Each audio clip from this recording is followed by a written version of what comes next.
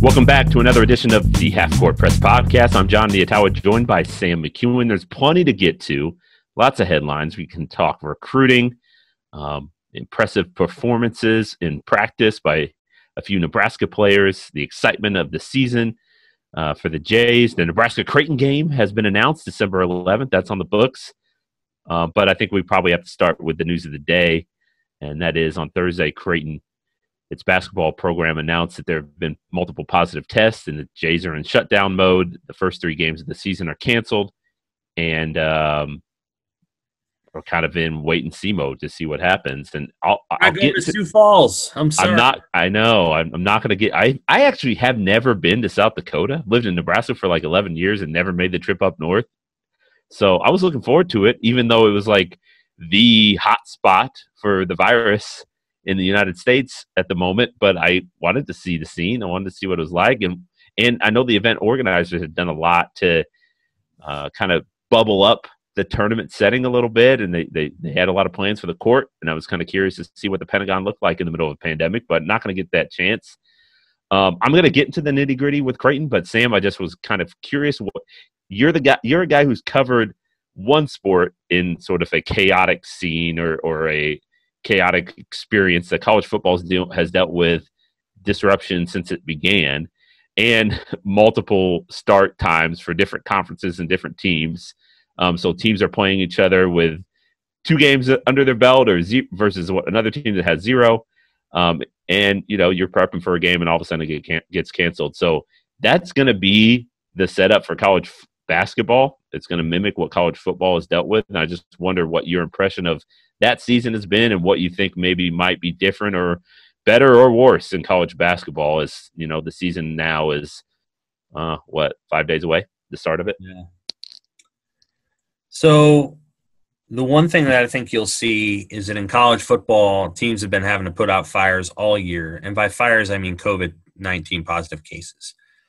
And so there's teams that have, like Kansas State. Kansas State started the year with all kinds of cases early, back in when the season began, and they're back down again to a low number of players. Mississippi State's battling through that and has for a while.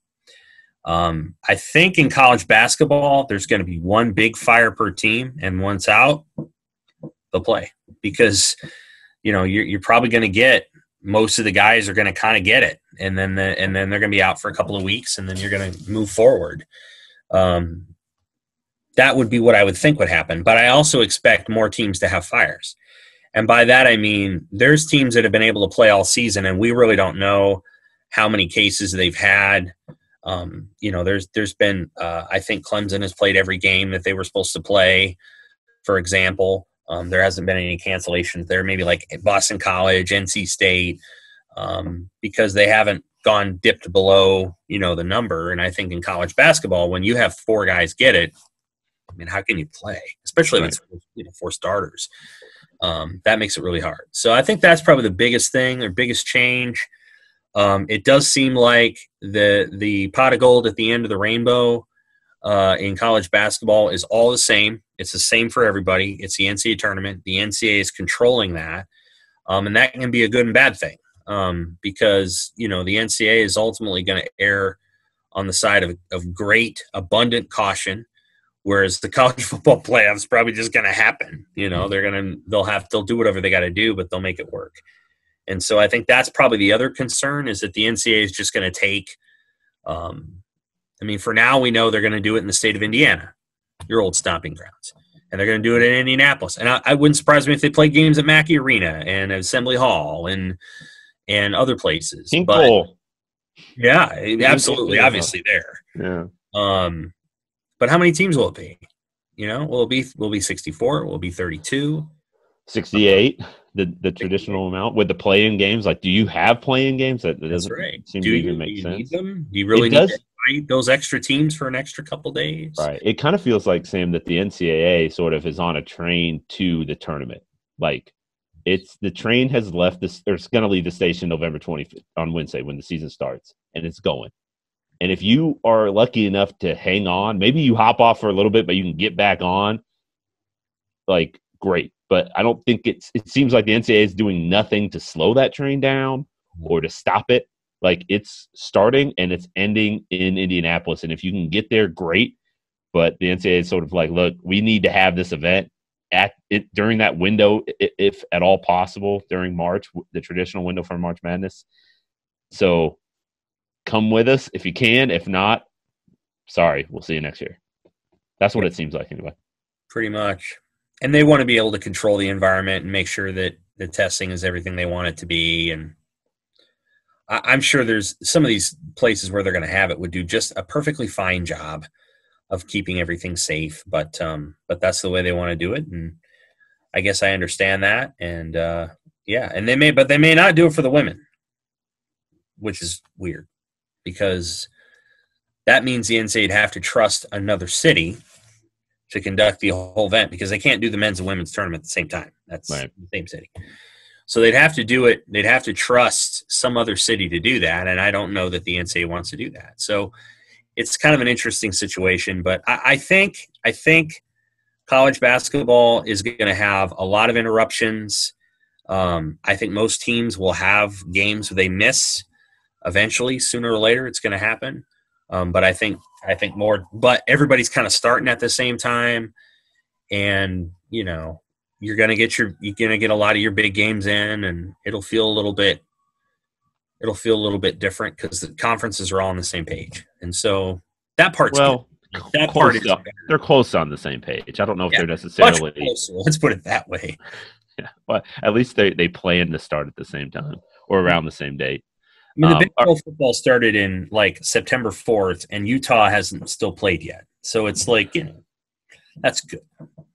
It's good that basketball have a more clarity that way. Right. Remember, though, that the Ivy League isn't playing, and I know the Ivy League's different. And I think maybe the Patriot League isn't doing non-conference, and the Pac-12's moved up its conference play so early that it's essentially wiped out conference play. So there's a little bit of difference between leagues, but certainly there's more synergy, and I think that probably is, the byproduct of having the NCAA tournament at the end. And this sport obviously knows what it was like to not have that event. Last year it was canceled, and I think that a lot of people who are involved with it, certainly at the NCAA level, understand how important it is to host it and have it. But college basketball coaches, players, administrators, they want to see it happen again too. So I definitely get that. All right, with Creighton, here's the latest. It's the Jays have multiple positive tests on their team within their program. The NCAA classifies sort of that inner bubble within a team as Tier 1. That's players and anyone who has direct contact with players, so coaches, athletic trainers, equipment staffers. That teams try to keep that as small as possible, but we're still talking about 30 people, maybe something around that range, 25, 30 people. So multiple positive tests within that group, and that triggers an immediate shutdown. And Creighton has since decided to withdraw from its opening season tournament in Sioux Falls. Those 3 games are canceled, and then we'll kind of see what happens from here. Now, the NCAA recommendations, like the Big East has said that it's going to follow the NCAA guidelines. So what the NCAA says is that once you have positive tests in your Tier 1 group, you stop everything and you start contact tracing. And you can use practice video, obviously personal accounts. Creighton has athlete data tracking software or athlete workload tracking software, whatever you want to call it, that can monitor how close individuals are on the court and how much time they spend within a close distance. I think the CDC guidelines are 6 feet. If you're within 6 feet for 15 minutes or more, that's considered close contact to someone who tests positive. So they have to go through 2 or 3 days worth of these sort of data points and assess, okay, who tested positive and who was close to that person who tested positive. So again, we don't know how many people tested positive, how many players, how many staffers, but at this point, that's what's going on. And when the Jays find an answer to that, then we'll find out how soon they can get back on the court. It could be within a week or 10 days, and maybe if the results of that contact tracing analysis are conclusive or if they are alarming to where it's like, oh, everybody's got to be isolated, then it would be 14 days. And the NCAA rules also, I think they say if you're asymptomatic, you test positive, you're out for 10 days, and then you can return. If you have symptoms, you're out until the symptoms go away. And so that's sort of where it stands. And like I said, the Creighton and the Big East schools have followed the NCAA recommendations as almost as if they are mandates to this point. I think Creighton is the 7th Big East school to have a shutdown. Certainly the 6th Big East school to have a shutdown in the last 2 months. Reportedly, Xavier had one as well at some unknown point in time, and we don't know how long it was. But DePaul announced on Thursday that it's shut down. Seton Hall still shut down. UConn just returned to practice on Thursday. So the Big East is certainly dealing with it. Creighton's not alone. The rest of the country, I mean, a lot of programs are dealing with it. But yeah, it's obviously a disappointing start to the season for the Jays. They will hope to get on the court on Wednesday, but it's not going to happen. And like you said, Sam, it just seems like it's inevitable that every team is going to deal with it. And you hope that if you're Creighton, this is the only time this year that you do have to deal with a pause in action like this. The battle for Atlantis that Creighton was originally a part of obviously changed when they moved it to Sioux Falls, but it's no longer the same tournament that they even joined in Sioux Falls. Like, they weren't playing the same caliber of teams. No. Really, the game that I had circled, may not have even happened, by the way, since they were on the opposite side of the bracket, but Creighton, West Virginia was going to be sort of the highlight of the weekend if that indeed happened on the Friday for the championship of that event. But yeah, Duke dropped out. They replaced Duke with Dayton, which I thought was a good get, but then Dayton dropped out and Ohio State dropped out. Both of those schools dropped out because of Ohio State's quarantine rules. If you go to a state with a positivity rate at a certain level, then you have to quarantine for 14 days, and they couldn't get an exception for that. So they had to drop out. Utah dropped out because of COVID-19 rates and worried about it being too close to the start of conference play. So it ended up looking like a bracket buster, man. It had like South Dakota State and Northern Iowa. It was like a Missouri Valley Conference reunion plus, so Utah State, St. Mary's. I mean, it was actually, and obviously Creighton and Wichita State. Like it had some compelling matchups for, I feel like, long-time fans of mid-major ball. Mm-hmm. But, yeah, it's not going to happen. At least for Creighton, it's not going to happen. I mean, things still going on. We'll see if they can replace Creighton in such a short amount of time. Like, they found Northern Iowa pretty quickly. Northern Iowa was set to go into Nebraska to Lincoln and then went up there. Yeah. But and now St. Louis is going to drop out of the golden window. Is it? Yeah, they just the guy that always reports this stuff for CBS Sports just reported that St. Louis is going to drop out. The golden window at one time was going to be pretty good. It was going to have LSU and Oklahoma State.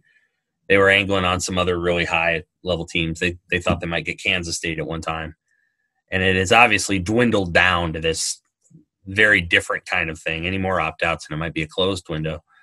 And so anyway, St. Louis is out. St. Louis is out, which I was so intrigued. Well, not because they have cases. They're just going to play their games. They're like, we're just going to play some games in St. Louis. Okay. So they're just not. They don't want. I guess they don't want to come up here. I don't know. So let's see. We'll instead play games at home during the first week of the season due to COVID-19. All right. Well, what do you think that means for Nebraska's schedule then? They'll play somebody else. Maybe we might. I tell you what, we're getting closer and closer to this being a Shadron State experience. Let me tell you. You're pretty convinced, though, that Nebraska will get its – well, at the moment, Nebraska just announced its schedule, its non-conference schedules on Thursday. It's got 6 home games. Yep. Plus – there's other teams that can play up there. If St. Louis drops out, let me see who Elevate Hoops had St. Louis playing otherwise, because you can just pair the – let me see here. St. Louis – was going to play. That kind of bums me, man, because I thought St. Louis is a good team. They are. Probably the best team in that golden window, honestly, just based on. Yeah. Well, you don't know what LSU is going to do. Oh, that's true. That's true. I forgot about LSU. So let's see here. So they may have to play LSU, Sam. They might. Let's see who St. Louis was also scheduled to play. They were scheduled to play LSU. So I don't know. Yeah. Maybe Nebraska will play LSU. Or they'll probably move it around. So LSU is supposed to play Western Kentucky on that Thursday, and I don't know. Maybe they'll figure it out one way or the other. Well, what do you think? I guess we could talk a little bit about. I mean, this is what this season's going to be. I mean, like teams are going to reshuffle and change schedules on the fly, and whatever is announced as a plan it's written in pencil. So if you're a college basketball fan, just get ready for sort of constant upheaval and not necessarily knowing for certain what's next. And that's not just that's schedule, that's lineups, it's action on the court. Like we haven't even gotten really to talk or think about what could happen on the floor. And when you look at college football, how crazy some of the results have been and unpredictable as teams deal with sort of the mental anguish that comes with a pandemic that we've all kind of dealt with. So this season's going to be wild. That's it. It is. I mean, again, Nebraska's only had 2 positive cases, John. So it's possible that somewhere along the way during the course of the season, they're going to have a burn situation where they got to shut it down, and they're doing everything they can. I mean, Nebraska's internal protocol system is pretty strong. They worked with UNMC on that. I think obviously the football team is doing the antigen tests all the time, and I think the basketball team's doing those now too because they have to. But the internal protocol has been always pretty good too. I mean, they're doing the PCRs, which don't produce false positives and don't produce as many false negatives. I think that's good. And so they're doing PCR testing, and they've been able to control it to some degree. The women's basketball team has been hit really hard, and a lot of the players have gotten it. So they're not likely to have to shut down.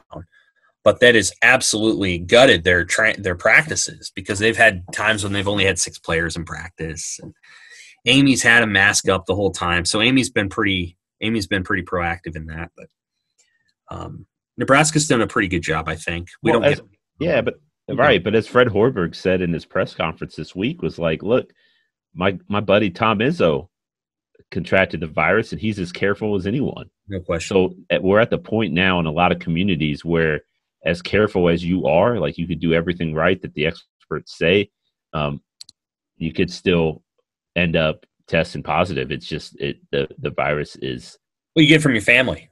Yeah. Bottom line, I mean, Fred's still got kids at home, right? I think he does. Maybe I'm not. But I mean, you that's how it happens. You get it from your family. I mean, I know enough people within the health department down here, or just people that I know, and informal gatherings are, somewhat of the cause of this. It isn't just going to a bar and not having a mask. That's not good either. But informal gatherings in people's homes, hard to enforce. Like it's just, and they're like small contact pieces, Right. I have a 12-year-old daughter. It's a pain in the rear having to wrangle that kid every day after school and like make sure she doesn't have. You can't go over to these kids' houses right now. You can't do that. Well, I was doing it 2 months ago. Well, you're not doing it now. Like you know what I mean? Yeah. Every family's facing that, and that's what's hard. Is these coaches? A lot of these coaches have kids, like high school kids. Because they're of that age. They're in their 40s, 50s. They usually have some older children, high school kid age. Well, good luck trying to manage that. You don't know what that situation brings. So I'm guessing that somehow, some way, it's going to sneak into a lot of programs, unfortunately. Yep, and it already has. Well, on a positive note, Nebraska and Creighton have agreed to schedule their game this year. That was sort of the last piece of the schedule for Creighton in the non-conference. December 11th in Omaha. It sounds like the 2 schools avoided any sort of public bashing that other rivals have experienced. Xavier, Cincinnati, Kentucky, Yeah. Louisville. Louisville. I mean, it's pretty obvious that like it makes sense to come to some sort of compromise just because that game is a big ticket game at Creighton and at Nebraska, and to just lose out on it for a year because of controllable circumstances doesn't seem fair. So the result was, hey, we're going to press pause on our yearly home and away schedule routine and just say it's essentially a neutral site game this year. I mean, it is in Omaha. I guess that's kind of part of the compromise that Creighton gets played on its home court, but most likely there aren't going to be fans in the stands. Creighton's not opening the season with fans in its arena. It hopes to at some point maybe have fans, but by December 11th, I don't know. So, like that, I'm happy they found a way to get it done. That's good. But, yeah, I don't know. It kind of would have been fun though to have Fred and Greg are they're nice guys, man. They like each other. They like their families like each other. So then their relationship goes way back when Greg was the head coach at Iowa State and Fred Hoiberg was the Ames legend, hanging like just being there as they like each other. So we're not going to get Greg McDermott recording some passive aggressive video on Twitter and sending it out or some sort of like tweet or social media response. We're not going to get that battle, which is it's fine. But I think the game is still going to mean more to Creighton, and I don't mean that as a knock to Nebraska, but a lot of these kids are new to Nebraska. I mean, they don't even. Does that make sense? This year? Yeah, this year. Not long term, but I mean, you got to have guys kind of stick around and feel the sting of the thing. And I think Mitch Ballock's been through 3 of these, so right? Yep. Ballock, sorry, or however you say it. And Thor is the only one who's really tasted the rivalry at any length of time that's on the roster. I mean, they only bring back 3 guys. So I'm doing the returning, points per game and it's Thor, Ivan Ouedraogo, and Akola Rope, and that's it. That's the whole list for every category. Because the other guys either sat out or they're brand new. I mean, Teddy Allen will probably bring some heat to it because Teddy knows about the rivalry, having lived around here. But I think it's going to take Nebraska time to really, this group that they've got now is going to be together. I think a little bit longer than the first Hoiberg excursion. Those guys were not for long. And, I'm sure by the end of the first half of last year's Nebraska-Creighton game, John, it was evident to you there would be changes to the roster going forward for Nebraska. Oh, there's no question. You must have watched that and been like, what is this? These guys aren't going to be here next year. I actually might have had that comment to Chris. Chris is sitting next to me, Chris Heddy, former World-Herald reporter. I might have said something along those lines, like how many of these dudes are playing next year? It wasn't going to be. But I think – so I watched the game on TV, but one of the things that I saw in the game, I'm watching and I'm like, ooh, Creighton wants this game more than Nebraska does. Like, Nebraska's just kind of out there kind of going through the motions. And, the year before – when Nebraska finally beat Creighton after like 7 years or whatever, you could tell that Nebraska really wanted it because the players on the floor had been through it. Glenn Watson lost 3 in a row, and so there was some fire to that. Isaiah Roby had lost a bunch, so you could tell that they wanted that. And I think Nebraska's still kind of learning.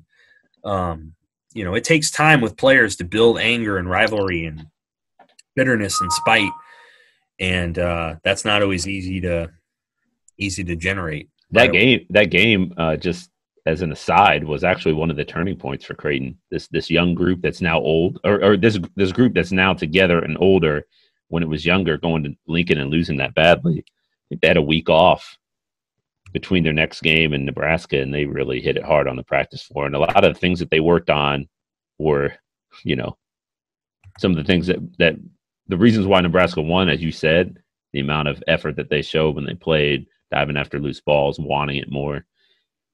They had a lot of drill work to emphasize that, and and it's not like the change happened overnight, but it was kind of the starting point of, once you saw Creighton play last year, you realize, oh yeah, like they do have it in them, that kind of grit and tenacity. They can win games ugly if they need to.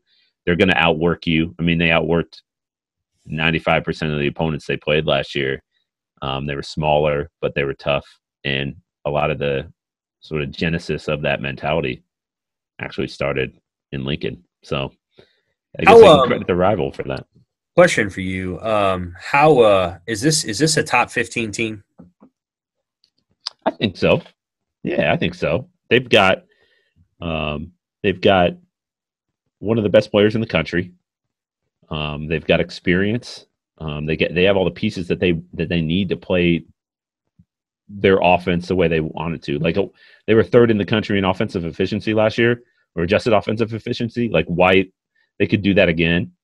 There's really no reason why they wouldn't be able to. Maybe they don't have as, Tyson Alexander was like 40% from three, so they won't have him and his efficient scoring ability, but they'll replace him with maybe some more weapons inside and have a little bit more an easier time to get high percentage twos, and that'll increase their efficiency a little bit more, maybe open some things up on the perimeter. So yeah, to me, man, like there's some questions on defense. Like, again, they're going to have more size, so that'll help them with rim protection and maybe take some pressure off those guards in terms of one-on-one on-ball defense. But when you bring back 6 of your top 8 rotation players, I mean, this year's a little bit different because there's probably a handful of teams that were ranked in the top 25 last year that are doing that. But typically, a top 10 team rarely has that much experience brought back in college basketball, because if you're a top 10 team, you're good and your players are good, and they're thinking, let me use this opportunity on the big stage to go pro.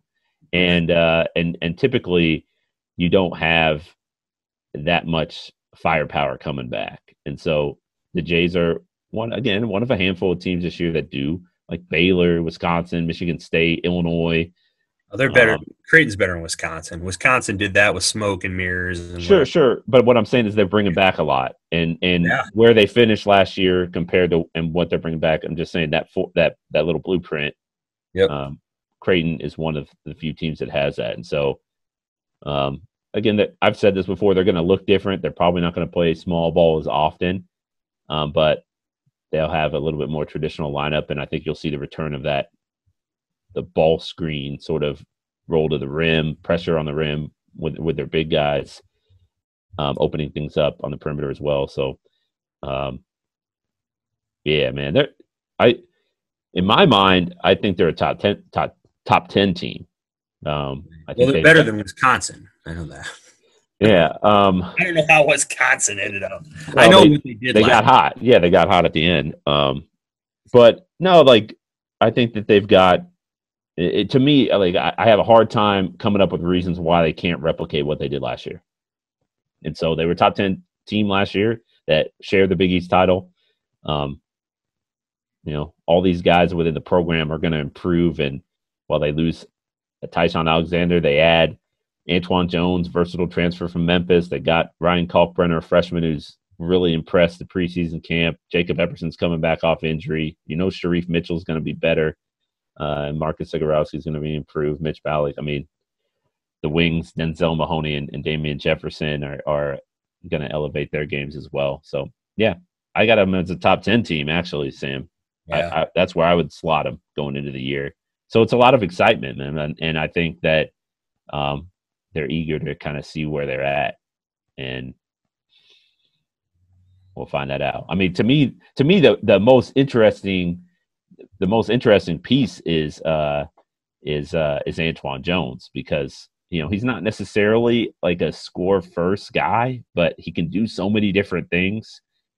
Can they identify what his role is? One of the things that Creighton was so good at last year was each guy figured out rather quickly, all right, this is what I need to do to help the team win. And I think I just chatted with Damian Jefferson a couple of days ago, and he phrased it as, we were all stars in our role. Right. So each guy knew exactly what he needed to contribute, and they were comfortable with that. Can they replicate that again this year? And a guy like Antoine Jones, I focus on him because, again, he can do a lot of different things. He's versatile. He can play 1 through 4.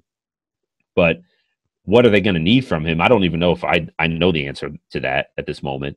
Probably his length on defense and his playmaking ability on offense generally. But what exactly do they need from him, and how can he, deliver on that will be important. Because the other guys like Christian Bishop, Denzel Mahoney, Damian Jefferson, they realized last year what they need to do. They're just going to kind of like extend it, maybe add on a little bit because there needs to be a little bit more scoring. There's some more shots to go around, but they know what they need to bring.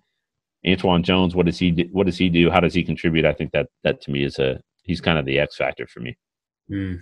Interesting. Yeah. Who's the X factor on Nebraska's squad, Sam? Lat Mayen. Yeah. Lat Mayen is. And the reason I say that, you can define X factor as the guy that can kind of do a little bit of everything. I don't know if that's Lat, but he is the guy that if he is as good as they think he is, and he can shoot the 3-pointer at the rate they say he is, then they're a better team. He's a 6'9" guy, and if he's that good of a 3-point shooter, if he can hit 40% of his 3-pointers, he'd be a tough guard, and that makes him a better team. So we heard about his shooting in sort of drill work. Mm-hmm. He's impressed there a couple times. I think Fred Hoiberg's mentioned his marksmanship. Yep. Did he stand out in the scrimmage, or was the scrimmage all about Teddy Allen? Well, now we don't really know much. I mean, we didn't get to see any of the scrimmage. I am familiar with the statistics from the scrimmage, though, which I don't know if anyone else is, but I am. Well, one of the things about let's see what Lat did in that game. I was going to say one of the things about statistics and scrimmages is that those guys actually do play like 40 minutes, which they will never do in a game because you split the roster in half. Yeah. So, like, maybe 38 minutes or whatever, so like everyone is playing way more than they do. So the stats are elevated. I remember last year Creighton had an inter-squad scrimmage, and I came out reporting that I think there was like 6 dudes who were 17 points or more, and everyone's like, whoa, man, this team's awesome. I was like, well, hold on. Who else is going to score? They got to get to the number.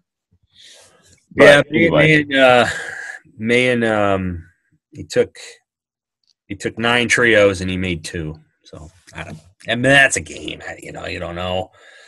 I think. Yes, yeah. Certainly, he's going to be counted on to score. Teddy Allen is a dynamic player. He can do a lot of things. The thing about Teddy that's really good is he can get to the rim and he can draw fouls.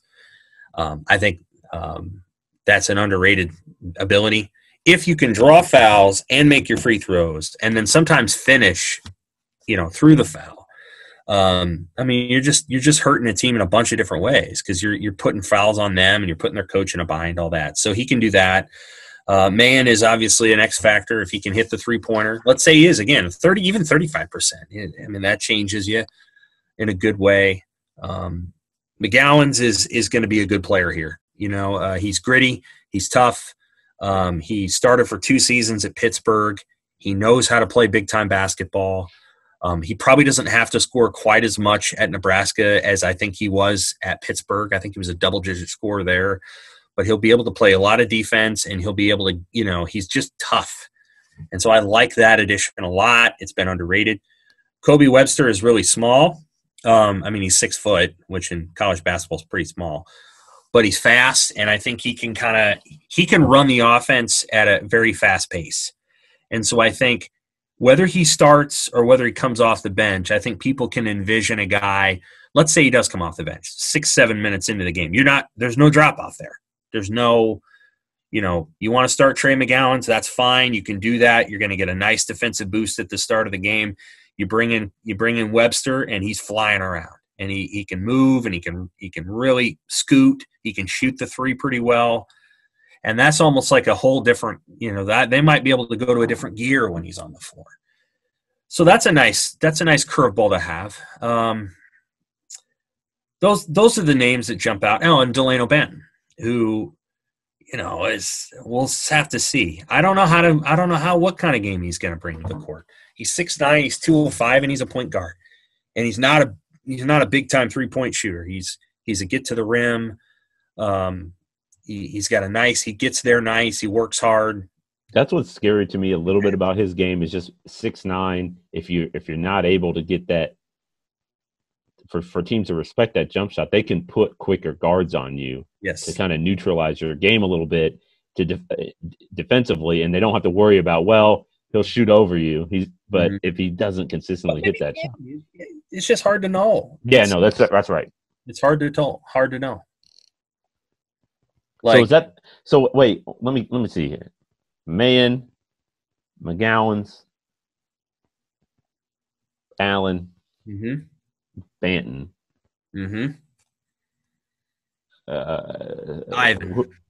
Ivan. That's the 5. Maybe 5 guy. Yeah, I don't know. I mean, I'll be really interested to see how they roll it out in that opening game against McNeese State, because again, it could be Kobe Webster. Like you don't. We always get enamored by the starting lineups, but I mean, a lot of times, right? With Creighton, they ended the game with 5 guards, and that was kind of their go-to finishing, close it out lineup. Right. So that could happen. Like I think somewhere in there, Ivan's going to have definitely a role. I think the role is maybe grows in the Big Ten when you must have. You really can't guard Luka Garza with Delano Banton. Like you have to have a man in there. Ivan is that, or Eduardo Andre, who is an interesting player. He's huge. He's a huge guy, big wingspan, 6'10", but he's not like he's wingspan 7'4". Big guy, big hands, just big guy. So they could use him. Shamil Stevenson is a guy that people will forget, but he can fill in some blanks for him. Derek Walker's a post, who I think is going to be, he'll know his role, and it's not going to be to score. He'll be, muscle inside, rebounding.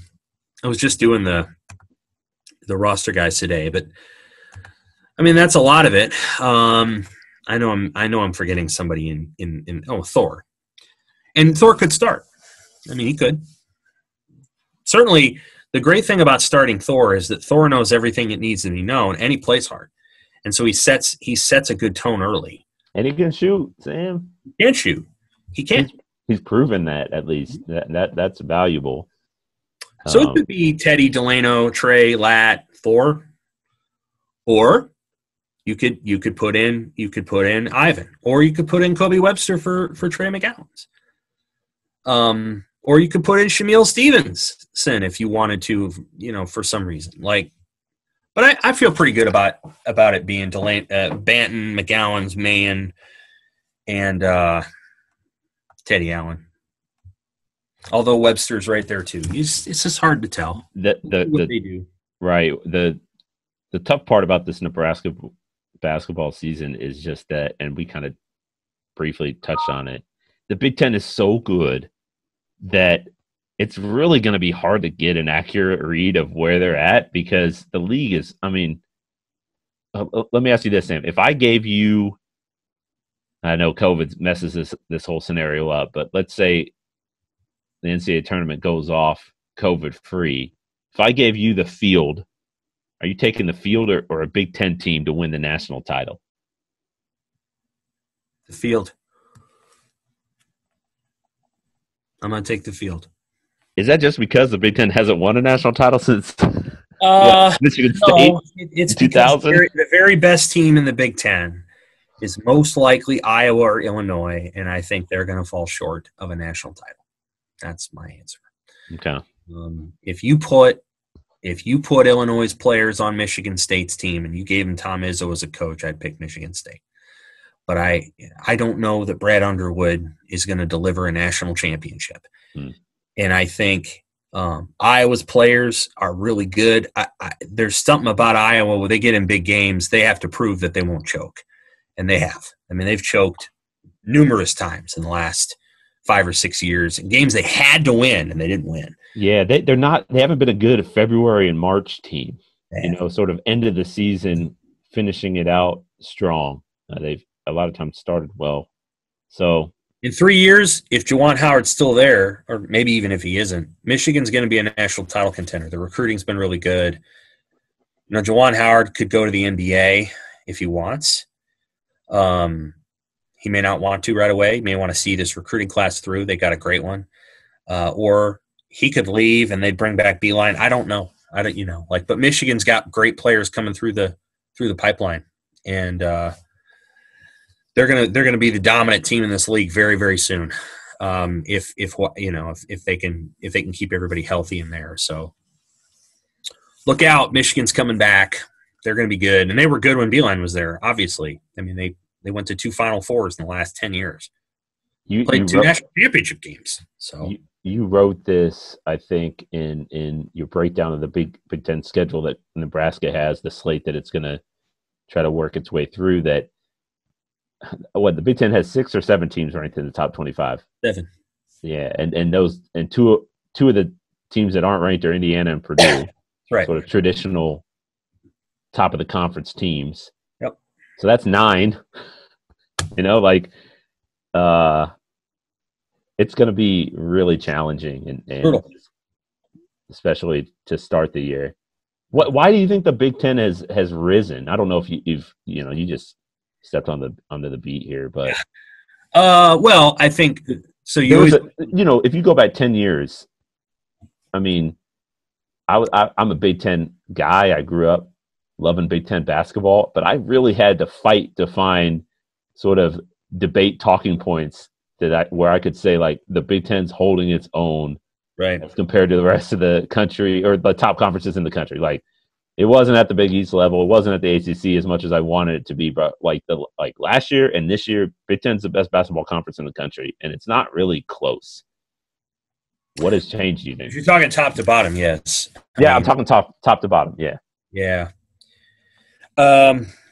Well, Occam's razor is some of it, right? So, like, the simplest explanation is they got good players and they've retained them at schools that don't always get that, like Iowa and Illinois. So Luka Garza was not, 5 years ago, nobody knew who Luka Garza was, and he's been good.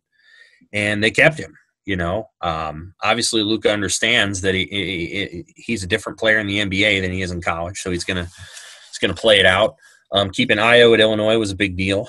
I think there's some guys that probably would have went into previous NBA drafts that didn't this year because of all the uncertainty, and rightly so. I mean, I think the NBA draft, the first round of it, was just sort of a mixture of I don't know. I didn't get the sense that there was a lot of teams with a ton of plans, at least in the first round. And so, I think there's that. I think that the quality of the coaching is up. Obviously, Brad Underwood's a good coach. I mean, he won a lot at Stephen F. Austin. So he's a tough guy to kind of get your arms around. Northwestern kept Chris Collins. So they always give you a good look. And I think over time, it's just the quality of the coaching. The fact that there are players who probably aren't NBA players or NBA superstars, but are good college players that stick around and they make the league better. And it's not a superstar league. Like, I think the Pac-12 had, 6 or 7 first rounders or whatever it was. And the Big Ten didn't have that. So I think that's part of it. The best player in the Big Ten last year, Cassius Winston, went in the second round, right? 53rd, 54th. Right. Yep. There you go. I mean, I think that's part of it. Now, again, Juwan Howard is going to change the conversation because they have, I don't even know, 2 or 3 one-and-dones coming into their program next year. And Nebraska has a 2-and-done. I don't know, maybe he's a 1-and-done. But Bryce McGowan's is a legitimate superstar-style player that Iowa and Wisconsin don't have. But Wisconsin didn't get Tyler Hero. I mean, he went to Kentucky, and so on and so forth. I mean, imagine how good Wisconsin would have been last year if they got him, and they didn't get him. So yeah, it's interesting how you would think one player could really change the makeup of your team in basketball. Like you're like, oh, just get one or two guys, and we're totally different. But you know, Anthony Edwards played at Georgia. Georgia wasn't going to the NCAA tournament last year. Ben Simmons played at LSU. But they weren't, were they? Yeah. Ben Simmons played at LSU. Markelle Fultz was at Washington. Like, there have been stars, potential stars, top-tier recruits, high-end draft picks at various places across college basketball that have not changed the profile of a program. It's interesting. It takes more than that. I think if I'm talking specifically about Nebraska, they have more.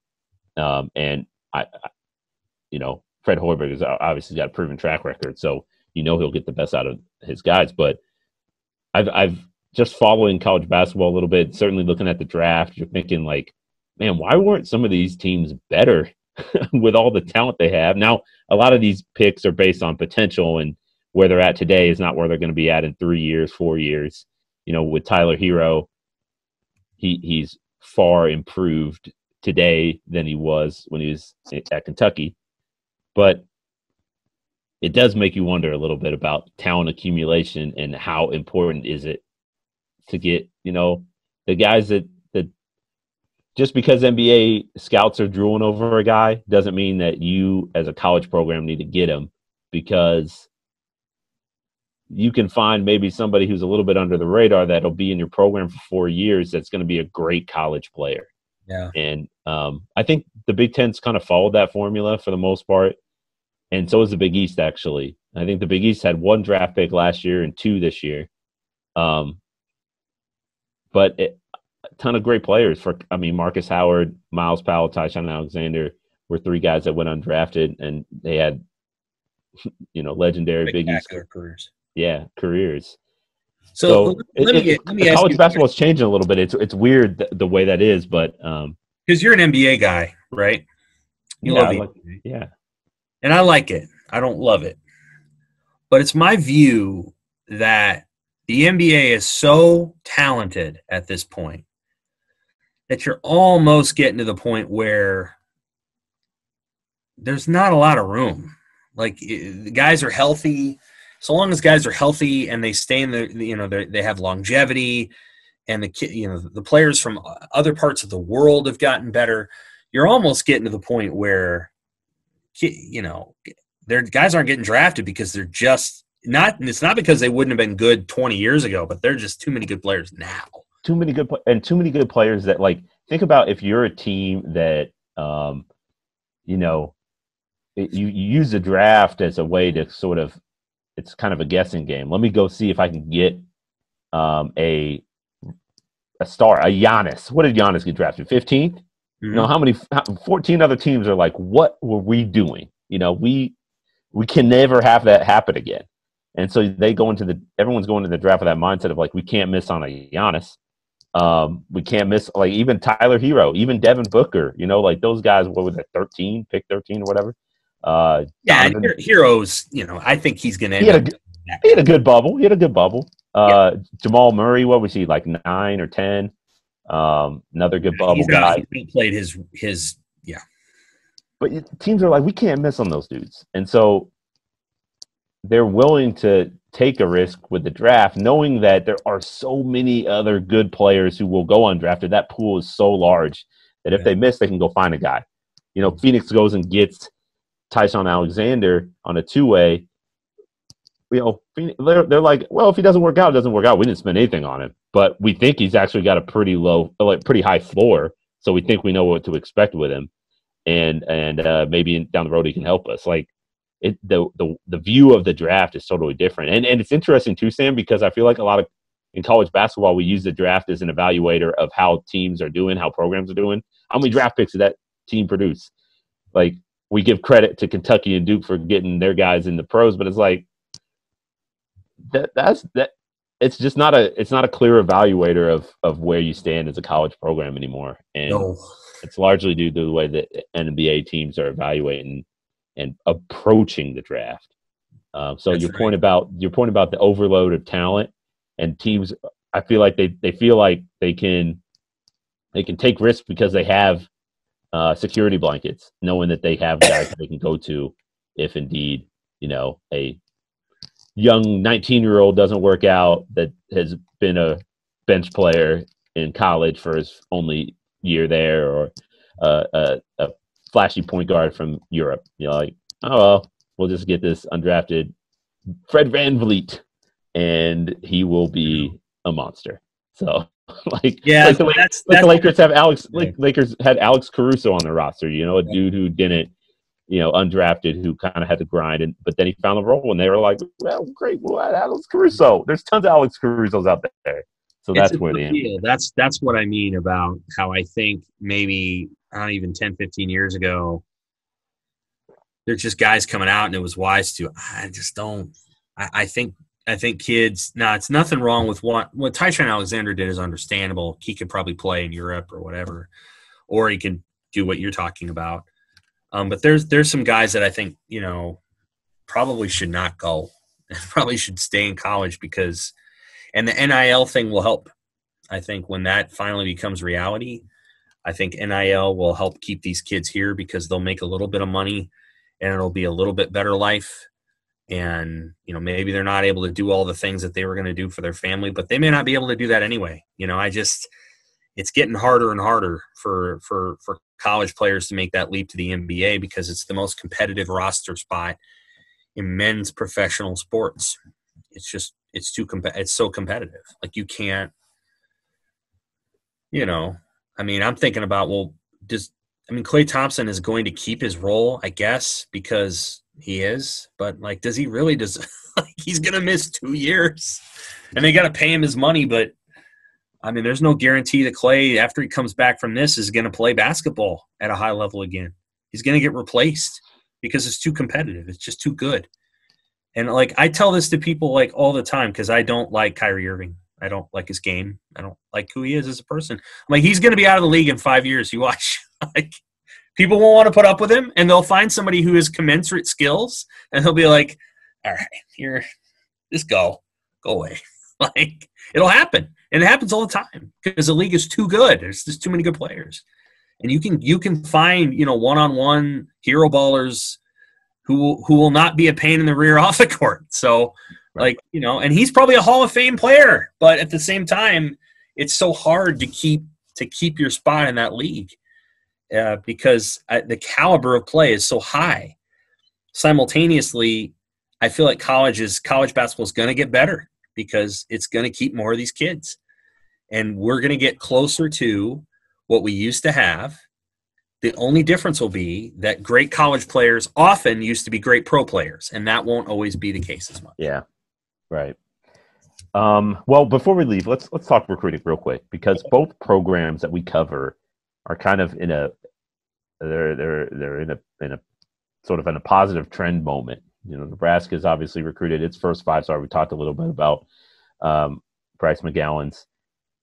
So, but 2 other prospects within that recruiting class, that's going to be what, like a top 25, top 35 class, maybe top 40 class. I don't know what the recruiting analyst. Currently, it's top 25, but of course you can't define that until after April. Right.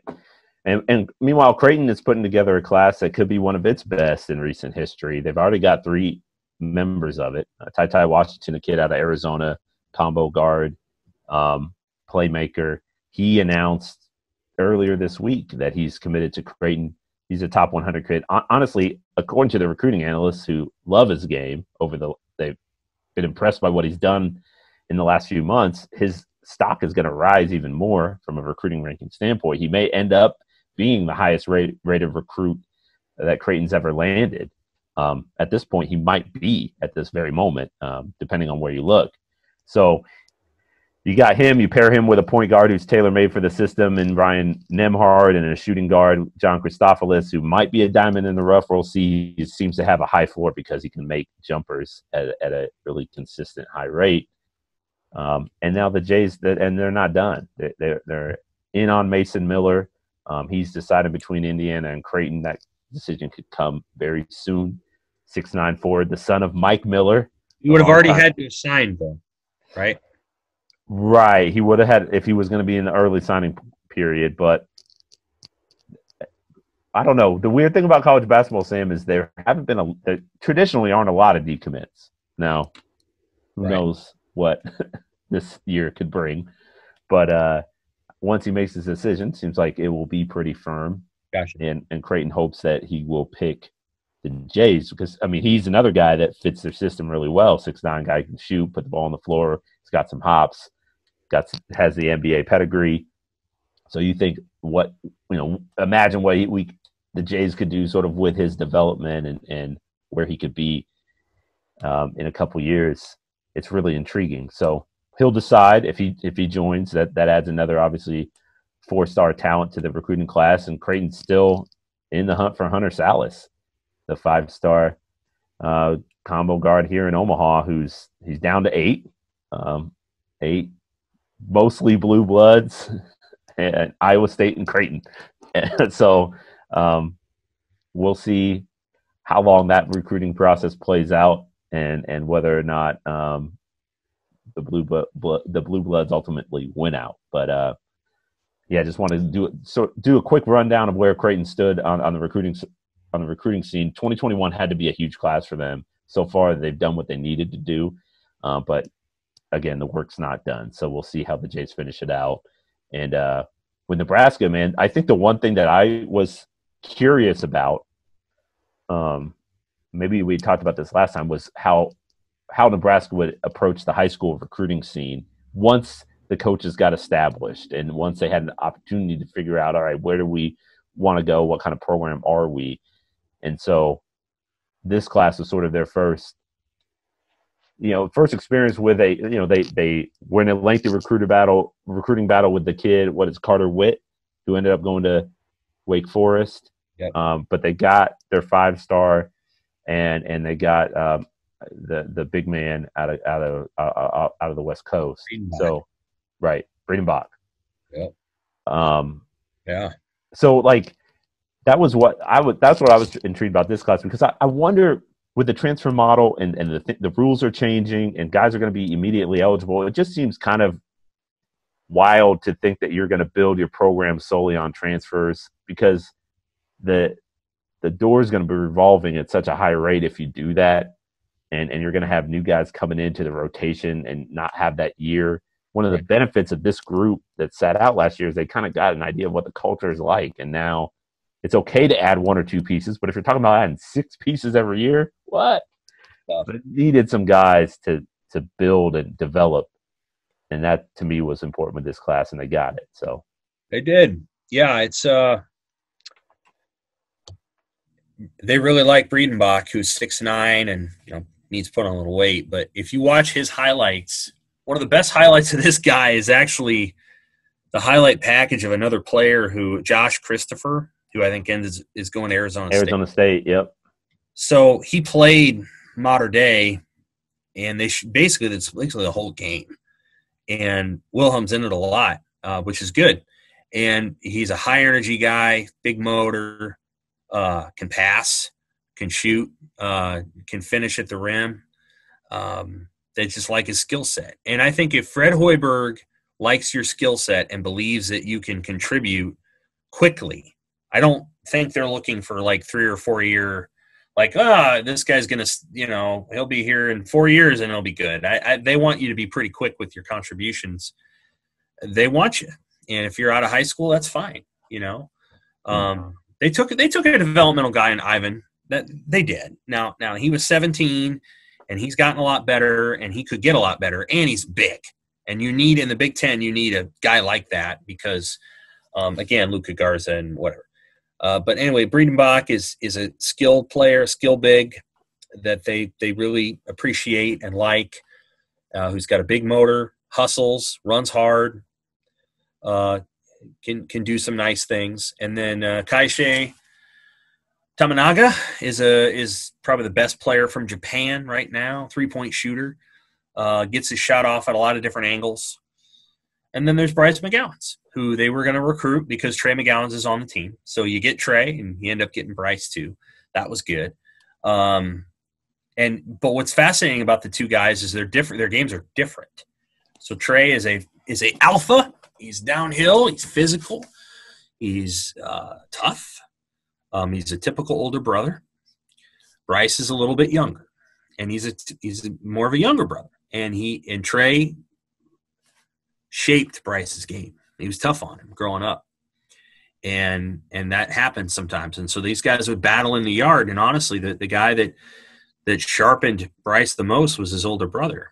And that's a big piece of why they're good. And their dad played college basketball. Their mom's a high school basketball coach. This is a basketball family. So they've all kind of sharpened each other. But Bryce's game was sharpened by Trey, so he's got a little bit of toughness on him. But then Bryce grew 2 more inches, and he's longer, and he's lean. So he is what you want. He's 6'6", he's 175, he's lean as a rail, he's really long, he's very quick, he's athletic, he's an interesting player. That's just the best way to put it. I wouldn't say that he's a gunner. I wouldn't describe him as, Andrew Wiggins or something. Like, Wiggins liked to kind of stay outside a lot and, pick his spots.